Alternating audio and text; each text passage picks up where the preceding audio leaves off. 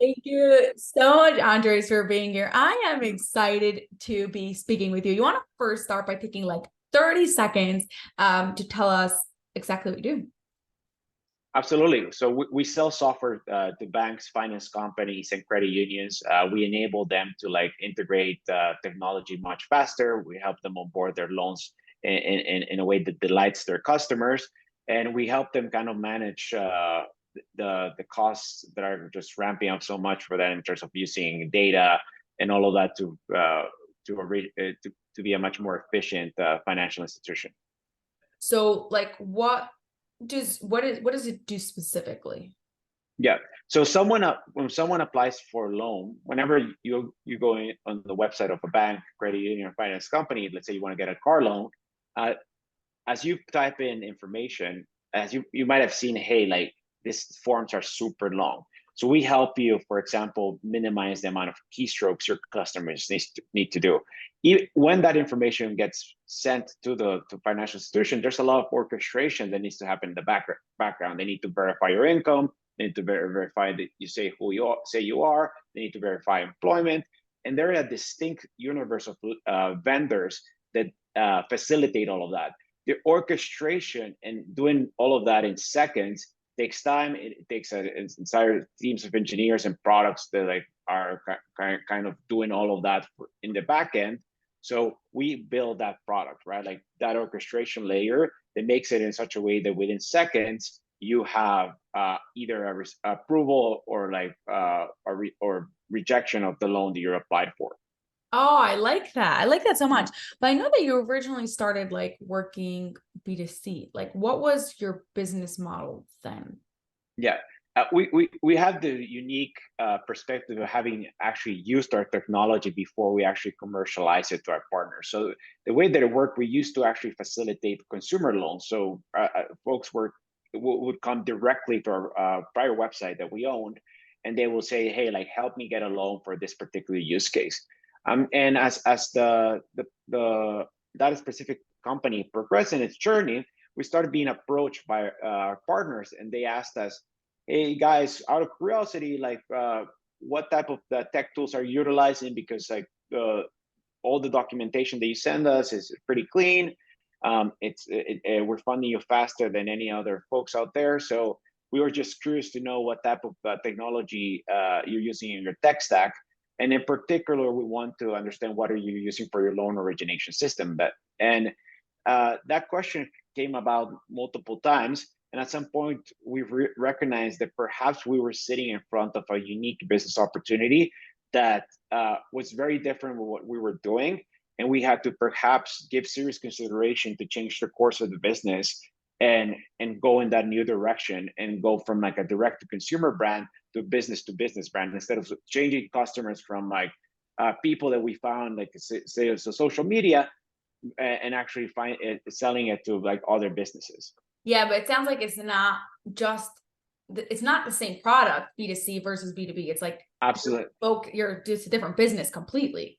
Yes, it's a complete different business, right? Like your go to market motion is different for starters, right? Like we're direct to consumer, TikTok, Facebook, we're huge sources of customers, and now all of a sudden you cannot find a chief technology officer or a chief lending officer for like your particular product just on TikTok. Maybe they will see your ad, but like it would be a useless allocation of resources because that's not how they make the procurement decisions for that particular tool, right? So it takes a complete rewiring on how you think about selling your product, right? Like we understand the pain points, so we had that unique perspective from an empathy standpoint in terms of we knew why we didn't buy that technology from a vendor and why we decided to build it internally. So we had that perspective, but we needed to find venues in which we could communicate to potential customers, right? Like so out of the gates, we were lucky that we had already worked with lenders. So the natural first set of customers were folks that we were selling loans to. Instead of selling them loans, we decided to sell them technology, right? So those You first set have of like a customers start, like your low hanging fruit, like somewhere where to start. exactly. Yeah. Yes, exactly. But those opportunities kind of end pretty fast, right? Because there's like I don't know, thousands of, if not tens of thousands of financial institutions in the US, right? So how do we actually set that motion and that awareness campaigns around our product beyond those first kind of set of proof points that we have? Yeah. Okay. So bring me back to this point in which you decided that like, hey, there may be some opportunity here. What year was it? What was business looking like? And how did you eventually come to make that decision? Yeah, it was earlier last year, right? So Okay, so it recently. was Okay. recently. I mean, the whole organization is a little bit over 2 years old, right? So like after first year of operations as direct to consumer brand, we started being approached, and we were like, hey, like how should we really be thinking about this, right? So at first, of course, the natural tendency is to kind of brush it off, right? Like let's stay in course. Like we have a this is what we raise capital to do, and like this is kind of where our commitment is as an organization to do. But as more and more people come in, and you recognize the opportunities there, and the desire and the quality of potential customers you can get, just it becomes much more self-evident. The first discussion happens within like the founding team, right? Like I spoke with my co-founder. We were like, hey, like, should we really pay attention to what the type of opportunities that we're seeing presented to ourselves outside of what we were building at that point. And that conversation is that kind of moment in which you realize, okay, and then you start ideating. Second, at some point you need to bring in all other stakeholders. And what are the stakeholders and the key stakeholders? First and foremost, your investors, right? Like, of course, you raise capital to build A, and all of a sudden you see an opportunity to Yeah, like what did build they say B. about that? Yes, exactly. Like you need to first and foremost like show them a clear path of, hey, we're doing this because of X, Y, Z, and we believe that doing A, B, C that we were doing before, although a great opportunity, we're far more excited, and we see like the as far as like reaching terminal velocity as an organization, as far more exciting. We are nerded this opportunity that we didn't see in front of us. I don't think we would have had the ability to recognize the opportunity we had in front of us had we not started in the B2C space. I mean, frankly speaking, this is a piece of technology that you don't see in the wild, right? It's kind of like a rare Pokemon. You need to actually build the prior business, or at least got to have a sense of what are the pieces of technology that are required to understand how instrumental this like an LOS is, a loan origination system is for running a financial institution. So we had that insight. We were lucky that we came about with that insight super fast, and that we were able to, like, as founders, convince ourselves first and foremost, and convince our investors, our employees, and other very important folks to kind of like that this was the right set of the direction that we wanted to take. So what did you like? Did your investors need a lot of convincing, or was it obvious? Yeah, no, I think it's there. At the end of the day, it's first and foremost, like, you kind of need to fall in love with the idea. You need to have way more conviction in the market, right? Because you're already very emotionally invested in the prior idea, and and of course you put your name on the line and everything. So it needs to be significantly better from a personal standpoint or professional standpoint, in order to, and then you need to, of course, convince the investors. And some of them, like, perhaps like some investors invest in certain categories, right? Like there are investors that just invest in type of industry. So like maybe the constituents that you have, you're telling them, hey, like, I know that you're an investor that invests in this type of businesses. We're becoming this other type of business. So what do you think? And sometimes their perspective will be different, because they usually don't invest in that sector, right? So you're telling them, hey, like, trust me on this one. And you make a case, right? It's not that you just go there and show them slides. You need to show them product traction, how many contracts you've already signed to do the rest of the strategy. You show them what the market players is. You show like what the product roadmap is going to be like. So you show them, hey, this is how it's going to be stage 1, stage 2, or stage 3. This is why I believe I can deliver based on the team that I have.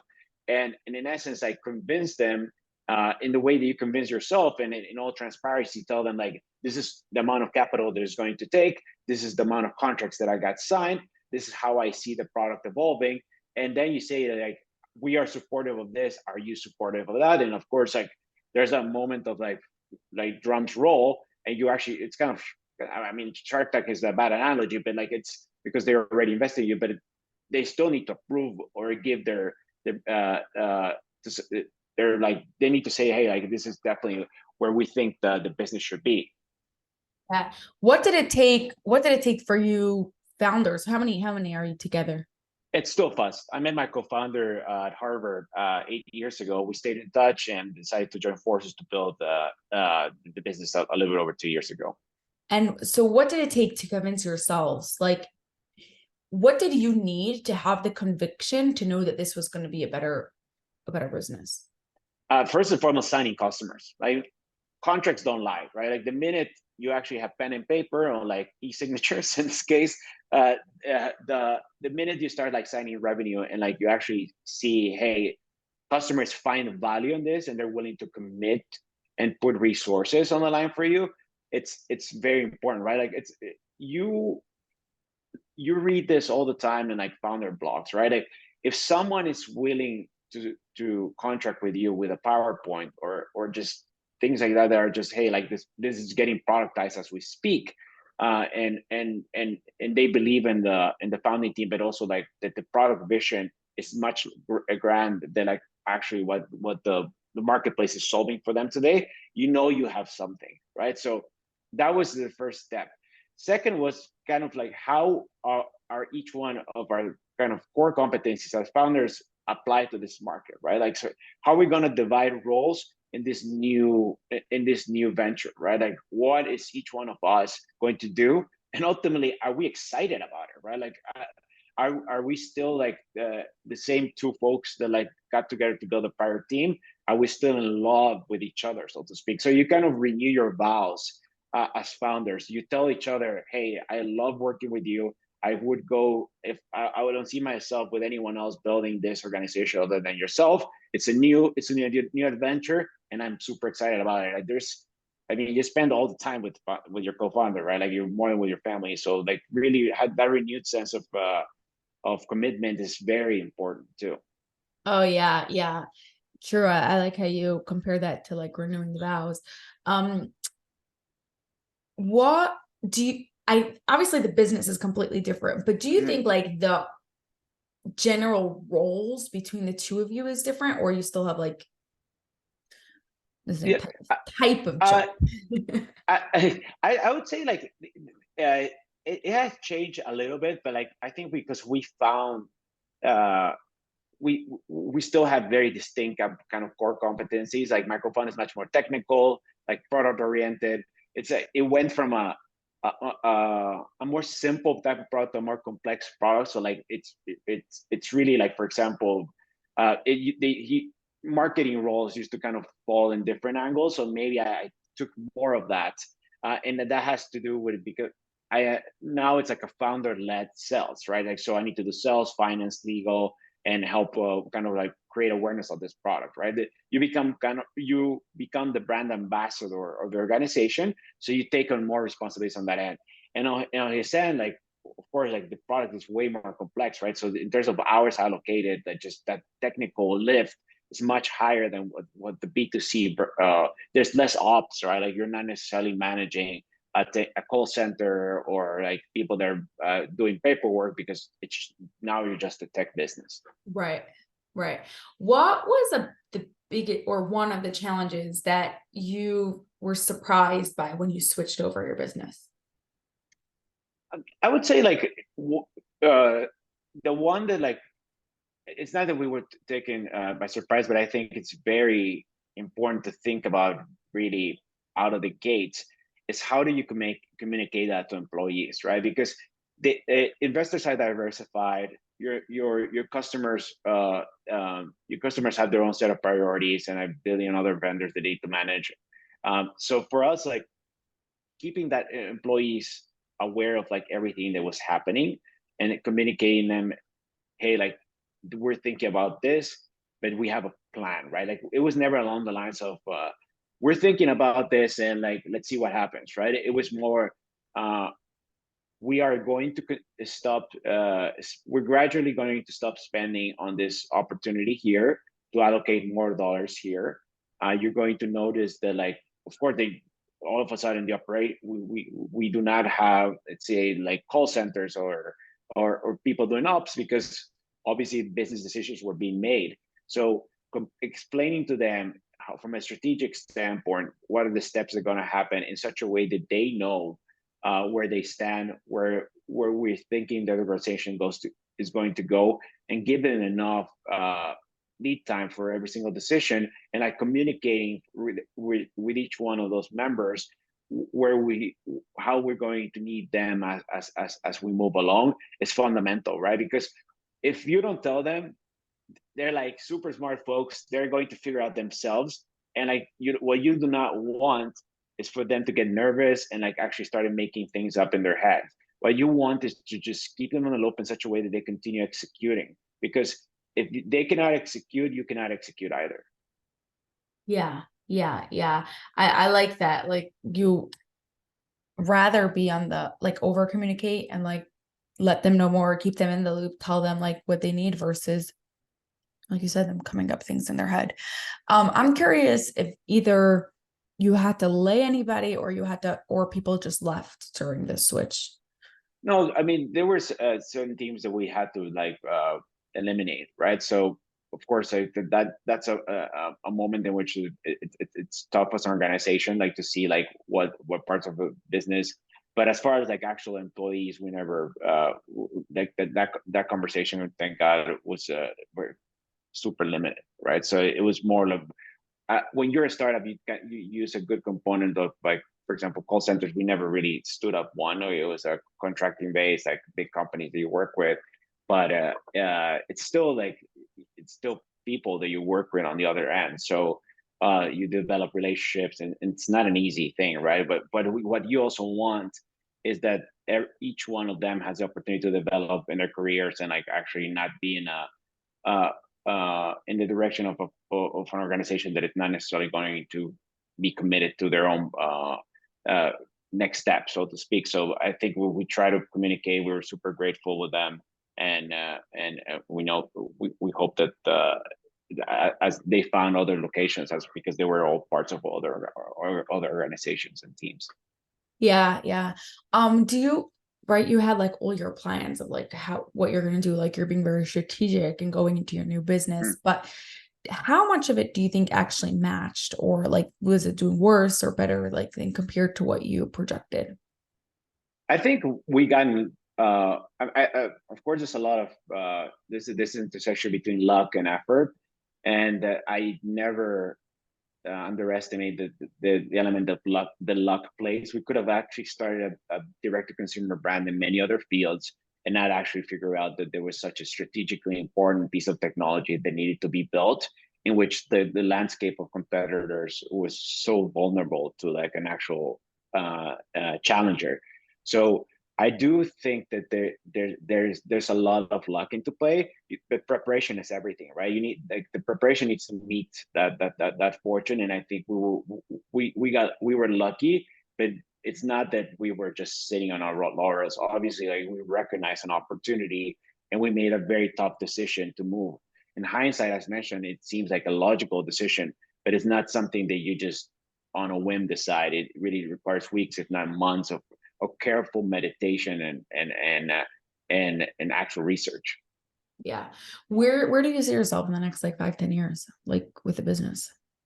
I mean, I think that the business itself, we want to be like the operating system of the financial industry, right? Like that is it's a tall order, but I think that there technology is everything today, and facilitating and making it easier for folks to get like a much better financial experience for the customers.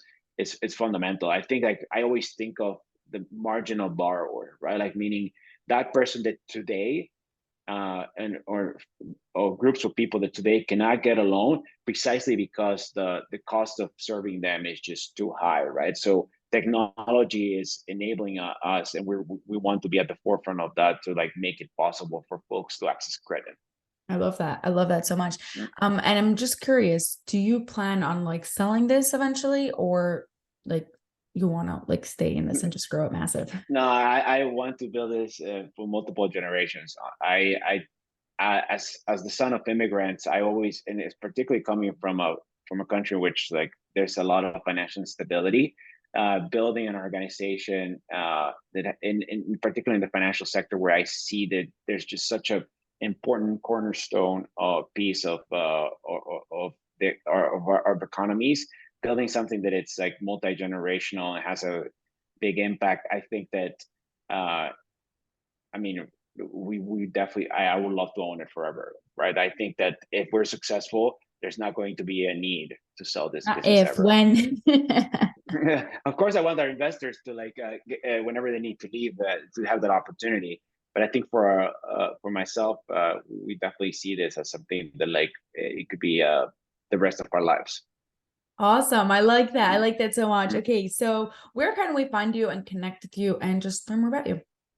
You can find me on LinkedIn, or of course, it's Andres Klaric is my name, and the Andres Klaric, and just reach out, right? Like I'm happy to pay it forward. I've been lucky to have amazing mentors throughout my career, and to the extent that I can help founders, other people that are trying to think to solve similar problems or just trying to connect, I'll be more than happy to get in touch.